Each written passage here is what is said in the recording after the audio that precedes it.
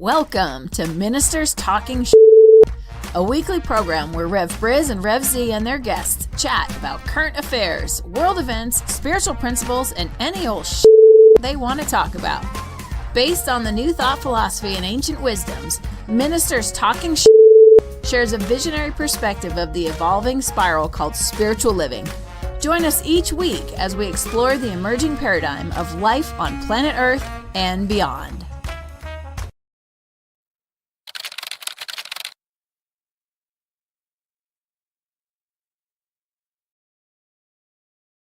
Well, hello again, dear ones. Dr. Robert with you here on a Friday morning. It's December 26th, 2025, and I am flying solo. My co-host and dear brother, Reverend Elzia Sekou, is visiting family in Seattle. And, normally when he is in Seattle, one of the things that he does is he can still be here. He just goes to a coffee shop. It's the day after Christmas and there's no coffee shops open in Seattle. Or at least nowhere near enough in his neighborhood. So imagine that and consider it. I mean, I think about it. There's no coffee shops open in Seattle? Come on. Or maybe not, at least at 6 a.m. local time. My daughter works at a drive-through coffee shop right up the road, and her shift started at 7 this morning. So right about now, got to work a handful of minutes ago, and that shift is starting right now. So I guess I never knew. I'm not a coffee drinker, so I never realized that coffee shops aren't open the day after Christmas, or that people don't go out, don't buy coffee, or people aren't going to work this morning. I know lots of people that are going to work this morning. All right. Yes, it is the day after the big day, as a lot of people call it. And number one, I want to thank you for being here. If you're watching live, if you're watching at another time, thank you for being here. No matter when you might be watching, thank you for being a part of what we're doing here on the New Thought Media Network. So appreciate you. And so grateful for your presence. Your presence. Your presence is your present. Your presence is your present. And that's where I want to kind of kick off today a little bit. Well, first things first, I gotta say, yeehaw Broncos. Go Broncos. Now I live in Colorado, so now is the time that if you're gonna get jump on the bandwagon. Now is the time to jump on that bandwagon.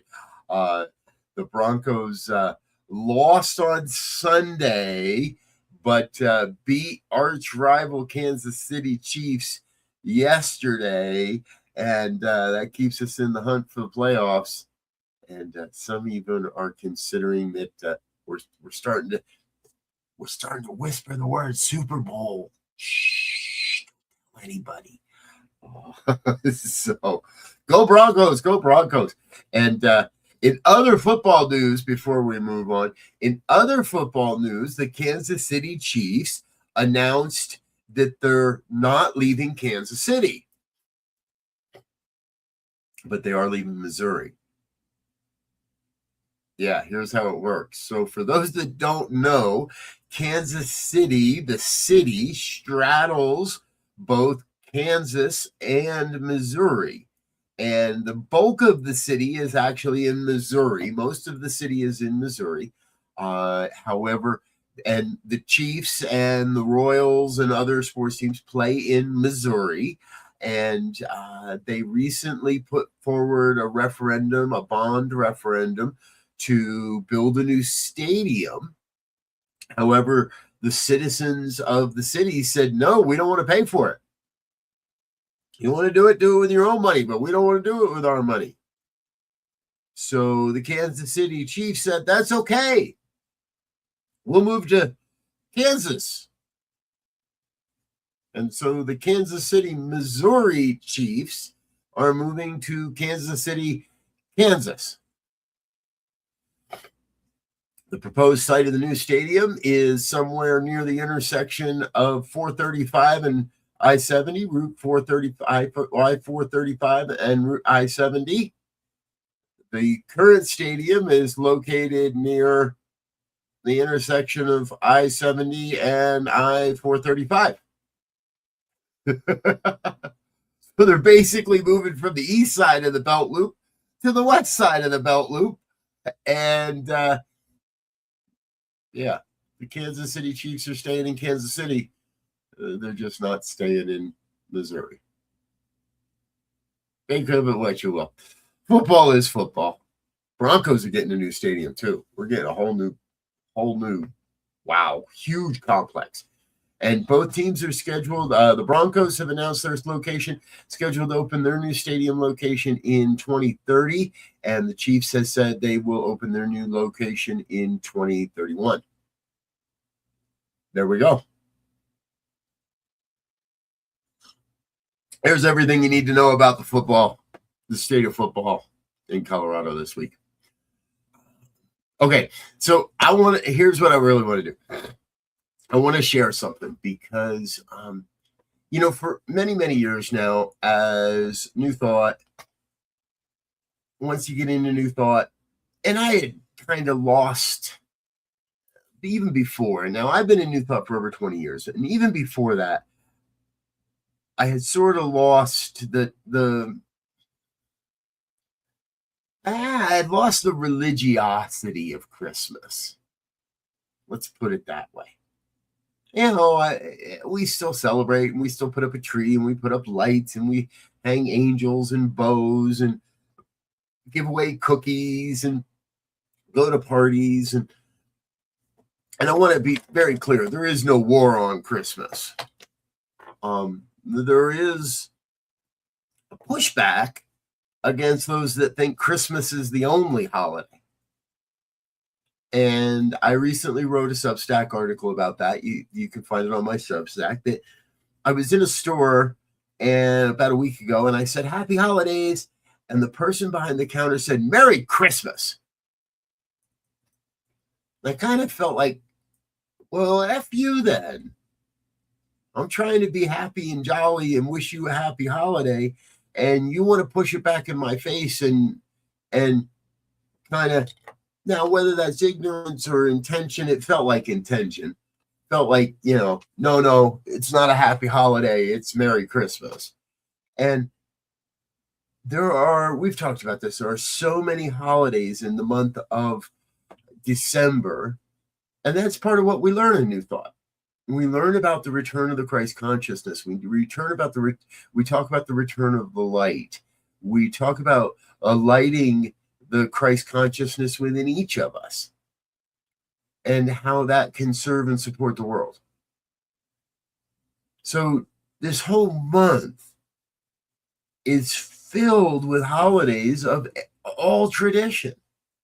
Every tradition that you can find has something that they celebrate in the month of December. And today, being the 26th, if you're in Canada or the UK, it's known as Boxing Day. If you're of African descent, today is the first day of Kwanzaa. And so let's celebrate Kwanzaa today, and let's celebrate throughout the month. And so, excuse me, this is the first year in 25 years that my family is not together through the holidays. My wife is in New Hampshire doing, supporting her mom and doing some caretaking for her mother. And so we're not together for the holidays, but we made ways to be together. It's amazing what a Zoom room can do. And still opened gifts yesterday together, and still have been sharing meals together. And the time zone makes it a little tough sometimes.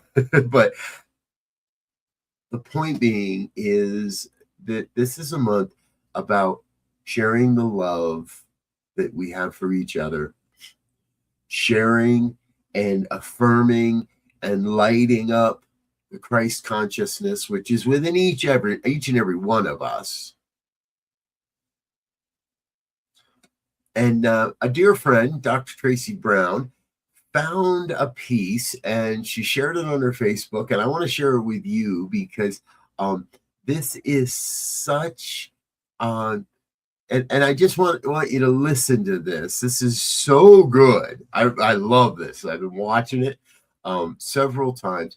And I want you to kind of check this out with me because there's something really important here. I'm trying to find the perfect layout so that you can see this the best. Yeah, let's try that one. So just kick back and check this out. Listen. Now let's talk about December 25th, a special time of year we spread cheer through gifts. Santa, reindeer, mistletoes, and lights, all secular hype with no connection to Christ. But when did it first start and what is the whole plan? How did we go from Jesus to Frosty the Snowman? To understand, let's travel back on the scene to the 4th century Rome and the Emperor Constantine. Constantine worshipped the pagan god Mithra, whose birthday fell on the 25th of December. They celebrated with feasts and killed a beast, had human sacrifices and orgies in the streets. They hated other faiths, turned church to mausoleums, fed Christians to lions and washed them the Colosseum. But Constantine was smart, he played his part, combined both religions controlling the Roman hearts. Mithra was the light god they based off Apollo. Apollo was the Greek god they based off of Horus. Horus was the sun god they merged with the son of God that all culminates on today, the winter solstice. Santa Claus, Saint Nick, as you suppose him, superimposed the Scandinavian god Odin. He had a long white beard and a red suit, rode a magical sleigh. Our children deserve the truth. Christmas trees are accustomed from the teaching described in the scripture explicitly for the heathens. Jeremiah chapter 10, check your Bible. They cut down trees and decorate them as idols. Parallel to the phallic symbols in Washington, the West been obsessed with the ancient Egyptian monuments, stolen by Romans and spread through the area. Before Christ was born, they called it the Saturnalia. The worship Saturn, you starting to see the pattern? Pagan folklores at the celebration's core. The Puritans saw Christmas as evil. In the northern colonies, they even made it illegal. It was more like Mardi Gras, sex and prostitution. It didn't come back until after the revolution. Eventually, commercialism takes a hold. Now it's all about making a profit from products sold. Christmas sales, holiday getaways. Does a retail display dictate the way we pray? We overspend and extend beyond our means. Cut a check or go on credit card debt just to be seen. Santa Claus pagan, Christmas tree pagan. The Roman emperor either murdered or enslaved him. So think again when you start to spread cheer. Until then, happy Kwanzaa. On to the new year. Yeah. Yeah. That says it, right? That says it. And in Dr. Tracy's post, she was very clear. She's like, I have finally found something I could share with people when I tell them I don't celebrate Christmas. And she and I had a great conversation on the 24th, a couple days ago, about not only this piece, but other things that I believe, and I think more and more Americans are coming to believe that it's not about how big the gift is. It's not about spending money to be seen. Our brother Wayne is with us here today. I see you. Exactly, Wayne. We see this man. His stage name is Locksmith, by the way, if you'd like to look him up. Locksmith has a lot of different reels about a lot of different things, and he's doing social commentary rap, if you will. And I love this piece about the truth of Christmas. It's got nothing to do with Jesus's birth. It's got really nothing to do with a baby in a manger. I saw another great clip this week.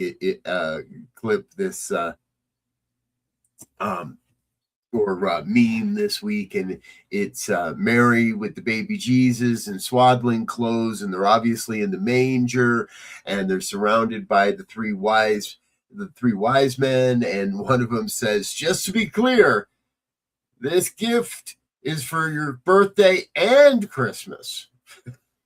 Now, being a December baby and having a birthday on December 20th.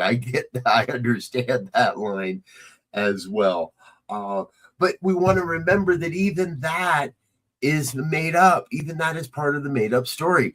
The three wise men were not in the manger when Jesus was born. It took time before the word got out, before the Magi made it to come to honor the birth of Jesus. All of it.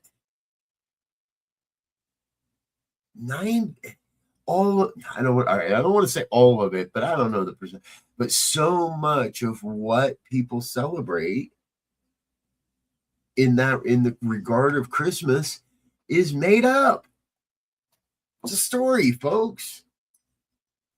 Now, you've heard me say over the years, if you've paid any attention to what I've been teaching for years now, and I didn't originate this, I borrowed this from a friend, like most good wisdom is borrowed from somebody else, that we're making it up as we go along. This thing called life. We're making it up as we go along. So why not make it up in a way that works for us? Why not wake it up in a way that works for everyone? Oftentimes Rev Z and I, we spend Friday mornings talking about what's going on in the news, and today we could be talking about the illegal war that the U.S. is waging against Venezuela. And some say that is in part because the Nobel Prize Committee gave this year's Peace Prize to a Venezuelan resistance figure. We could talk about the U.S. bombing the Islamic State in Nigeria yesterday. Did you hear about that one? We bombed numerous targets throughout Nigeria in what has been framed as an attempt to combat the Islamic State because their fighters are killing Christians. How Christian is it to bomb other people? I don't think that's self-defense. Make it up as we go along. Now is the time. And I don't think there's a war on Christmas. I do believe there is a war on Christianity. But I also believe the Christians like to wage war on anybody that isn't Christian. And to paraphrase the old quote by Gandhi, and probably paraphrase it badly, but he said something to the effect of, it isn't Christianity that I have a problem with, it's Christians. Because there are so many Christians that are unchristlike, that do not follow the teachings of Jesus. And heck, that wasn't even his name. That wasn't. We can't even decide what his name is. Is December not a month about peace? Are we not the bringers of peace? Are we not the consciousness of peace on this planet? Are we not here to bring the Christ consciousness to light? I believe we are. And all the December holidays across all the traditions, Christian, Muslim, Jew, pagan, New Thought, whatever you want to call it, we're about bringing the light, bringing the Christ light, the consciousness, that spark within us to light. I won't say that it's been an easy year for me personally, this holiday season. My kids are adults, 20 and 18. My kids are young adults. They're moving into their own lives. They don't need us.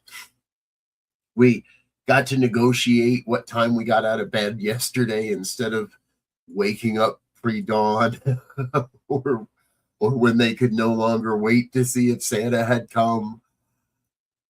We did negotiate that I get to still make pancakes on Christmas morning. I didn't want to. They wanted it. Okay, I'll do it. My point in all of this is that we have to bring the light. And so on Wednesday evening, I attended an annual tradition, the candle lighting services at Mile High Church. If anyone in the New Thought movement, if you're watching and you've ever had a chance to attend a Mile High Church Christmas lighting or candle lighting service, it's amazing. They do 6 services over 2 days, 3 on the 23rd and 3 on the 24th, and it's an amazing experience. It's filled with love and light and song. And I sat behind a delightful couple this year. Again, kind of weird to be there alone. Kind of weird to not have my beloved in the seat next to me, and yet there we are, and celebrating the love and the light.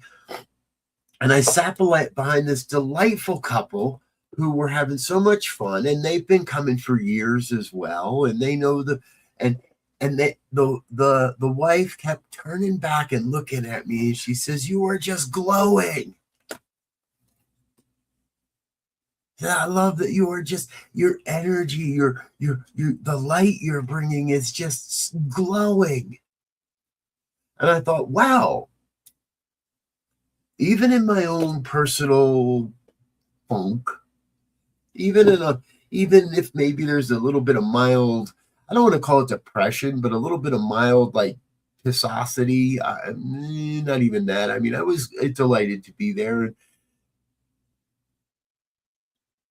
even when it doesn't look like what I want it to look like, they were able to see the light within me. And that's something I've been cultivating for years and years and years. And I know so many of you have been. I know so many of you have been cultivating this sense of lightness of being. And I don't mean weight, by the way. It's not about the numbers on the scale. We had such a big day yesterday. I didn't even step on the scale this morning. I was afraid to look at the scale this morning. And I'm in a personal journey of letting go of a little extra weight as I turn 59 and enter my 60th year. And it's about the lightness that we radiate. It's about the love that we radiate. It's about the truth that we choose to share with the world.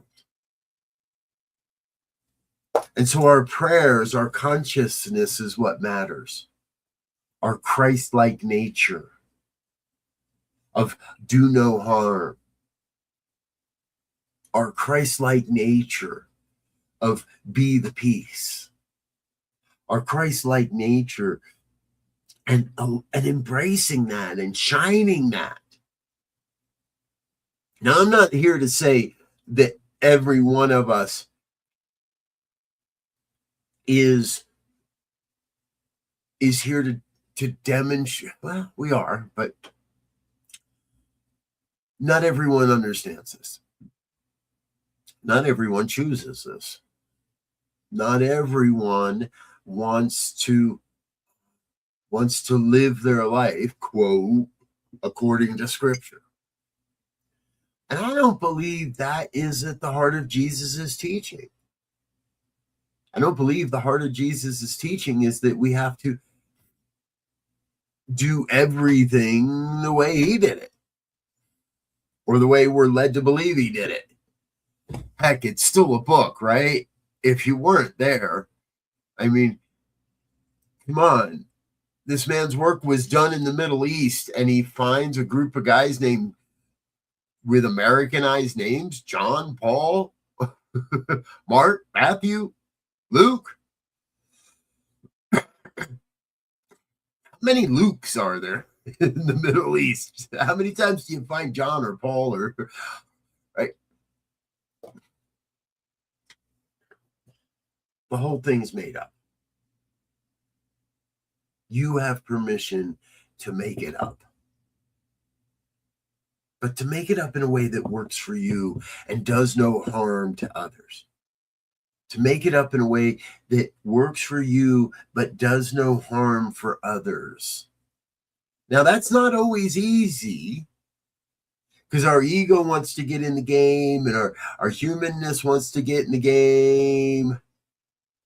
If anyone's following along on Facebook, our brother Wade's being silly. Thank God. Jesus.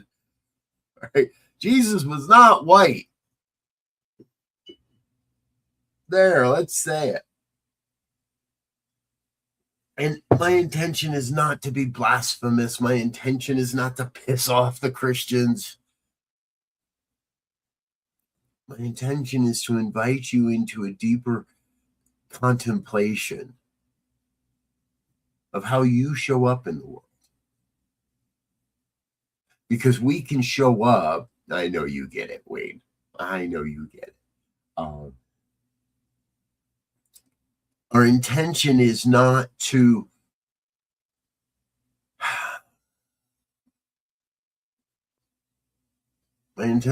make anybody wrong. My intention is to call each of us to a deeper sense of our oneness. So once we understand that oneness, we're better able to express that oneness. And in that oneness, I believe great things happen. I believe the greatest inventions of life, I believe the greatest epiphanies of life, the greatest thoughts in life, the greatness in life is when we come to recognize our oneness and we come to express that oneness. Yes. Again, how many Matthews are there in the Middle East? But Wayne's got it right. Let your light shine before others. Let your light shine so brightly that people that do not know you think to themselves, I want what he has. I want what she has. I want what they have. Let yourself be a living demonstration of the lightness of being. And be the light. Be love. Be prosperity. Be abundance. Be giving. Be the order of the divine. Be the beauty of the divine. Be the one. Every one of us. Each and every one of us is the one that lights up someone else.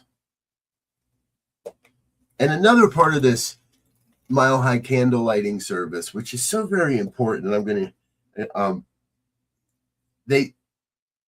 and I know that, if part of what happens is you get a candle, and where's my candle? I still have my candle. Where did I do it? Here it is. Here's my candle. I'll use the candles. You get a candle. Now, you can see the drippings, and if the candle drips, and you hold it upright so that the wax doesn't drip all over your clothes or the seat cushion, the upholstery of the seats, or the floor, or the carpet, because it's not fun to try to get candle wax out of a carpet. And if your candle is lit and you go to pass your lighted candle to the next person, the wax falls. So you hold yours upright and you let that person come to your candle. I have another one here somewhere too, that I could show it to you. You let them come in sideways and you hold yours upright. That way you don't risk getting wax all over the place. But it's also a great metaphor that The light is unfailing. The light remains the same. The light is always present. You cannot distinguish the light. But you as an individual must approach that light in the right way. You can't expect me to just give you the light. It's not how it works. You must approach the light. And you must say, yes, I desire to be that. Yes, I desire to reflect that. So when we see good in the world, reflect that. When we see good in our lives, when we see someone doing a good deed on the side of the road, be that. My family and I, as many of you know, and I may have spoken on this show, that my family and I go to Moab for in Utah for Thanksgiving every year. And on the way home this year, on the drive home, we stopped at a rest area. And as I came up from the rest area to the parking area, there was a woman getting out of her car, and she had a flat tire. I mean, this tire was flat, flat. And I'm not a spring chicken, but I believe she was a little bit older than I was. And she was kind of looking at it like, what's she going to do? And I said to her, do you have roadside assistance? And she said, yes. And she goes, I need to figure out who to call. And I thought about it for a half a second. And I went, wait a minute. If you've got to call roadside assistance, you're going to be here for a couple hours. It's the Saturday after Thanksgiving. I'm sure you've got somewhere better to be than to sit in a roadside rest area for a couple hours. And I looked at her and I said, do you have a spare? She said, I think so. Well, let's look. And as we did, another gentleman came up, and he had kind of caught wind of what was happening, and he walked up and he said, here, let me help too. Absolutely. And that gentleman, and I didn't even get his name, and I don't know that he asked for mine. And but that gentleman and I changed that tire in, well, not record time. We're not a pit stop crew. But we dug through the back of her car, and we found a spare, and we found a jack, and we found everything we needed. And that gentleman and I changed her tire and got her back on the road. And there was just enough cell service that while we were doing that, Laura looked up on the phone and did a search and started looking around for tire shops in the neighboring communities. And we were a little ways from the next town, but she started looking for tire shops somewhere this woman might be able to get her tire repaired. And while we were doing that, she was calling her son-in-law, who she was going to visit. And she was calling her son-in-law to say, do you know where should I go? Or do you know where I might get this fixed? And long before any tow truck could have gotten there, long before anybody could have gotten there to help her, we had her back on the road. I mean, it was only a flat tire. It wasn't anything to get upset about. It was a flat tire. But that other gentleman and I chose to be the light in her life that afternoon. And we didn't exchange phone numbers, and I didn't try to say, hey, tip me on this. I didn't swing around my phone and say, would you like to tip 18, 22, or 28%? Right? It was a complete human experience of giving and receiving. And I'm sure that other gentleman went along his way happy he was there and able to serve. And I was happy I was able to serve. And Laura was happy she was able to point the woman towards a repair shop. And the woman was more than happy that her trip was impacted by 15 minutes rather than 2 or 3 hours. That's all it takes, folks. Be the light. The next time you see someone in need, be the light. Don't turn away.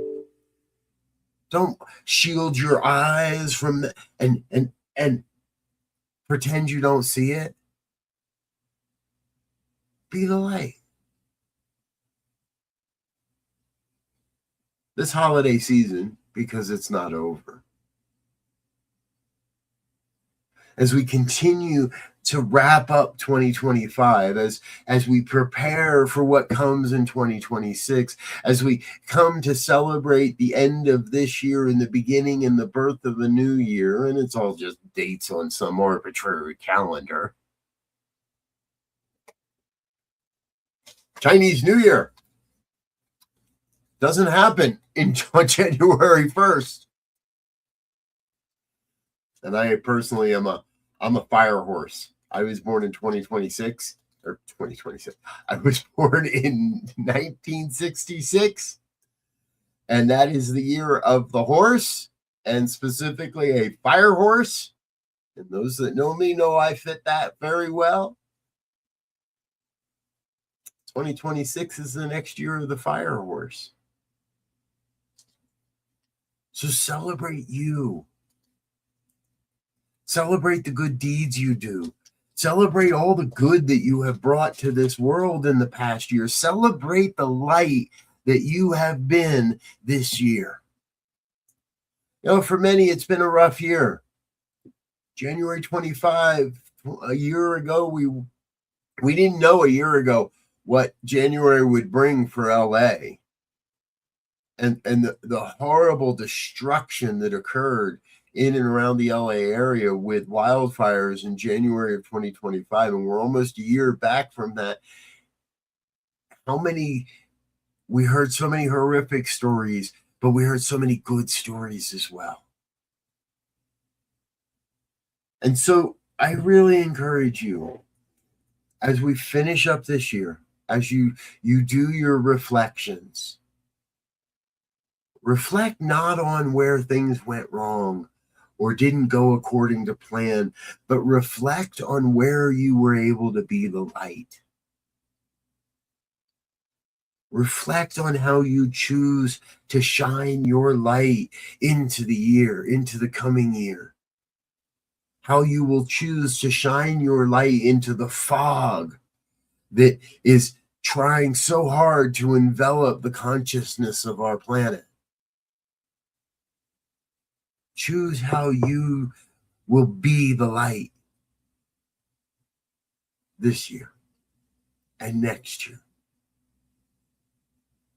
And shine your light like never before.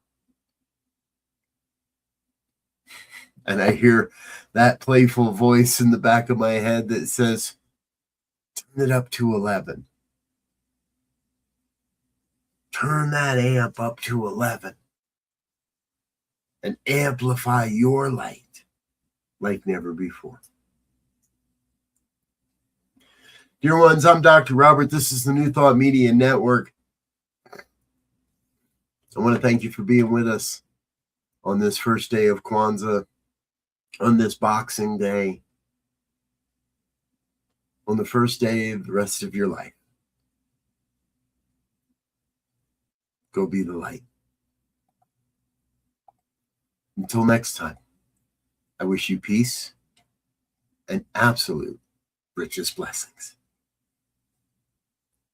Bye now. And thanks for listening to this week's episode of Ministers Talking. We'll be back again next week with more commentary on current affairs, world events, and any other our ministers want to talk about. And if you found value here, please share our with your friends. Until next time, peace and blessings.